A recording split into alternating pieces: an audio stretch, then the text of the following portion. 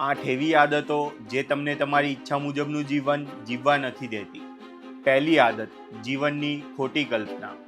આપણે એવું માનીએ છીએ કે આપણને શું જોઈએ છીએ તે આપણે નક્કી કરી શકીએ છીએ, પણ મન માત્ર ભૂતકાળના અનુભવોને જ ભવિષ્યમાં નવું રૂપ આપીને શોધે છે. બીજી આદત, પરફેક્ટ અંતની શોધ. લાઈફમાં કોઈ એવી જગ્યા નથી જ્યાં પહોંચીને સક્સેસ મળી જાય. ગોલ પૂરો કરવો એ સફળતા નથી, પણ એ પ્રોસેસમાં તમારો જે વિકાસ થયો છે એ જ અસલી સફળતા છે. ત્રીજી આદત, ડરને નકારાત્મક ગણવો. જ્યારે તમે કોઈ ગમતું કામ કરો છો ત્યારે ડર અને દર્દનો અનુભવ થવો સ્વાભાવિક છે.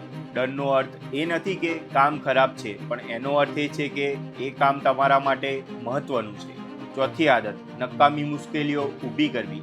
અસલી પડકારો અને જવાબદારીઓથી બચવા માટે આપણું મન જાણી જોઈને લાઈફમાં નવી નાની મુશ્કેલીઓ કે ક્રાઇસિસ ઊભું કરતું રહે છે.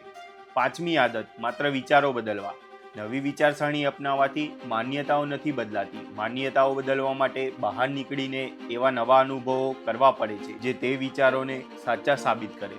છઠ્ઠી આદત, પ્રોબ્લેમ્સને રૂકાવટ માનવી. મુશ્કેલીઓ રસ્તો રોકતી નથી, પણ એ નવો રસ્તો બનાવે છે. પ્રોબ્લેમ્સ આપણને કમ્ફર્ટ ઝોનમાંથી બહાર ધકેલે છે, જેથી આપણે અલગ રીતે કામ કરી શકીએ. સાતમી આદત, ભૂતકાળને કાયમી માનવો.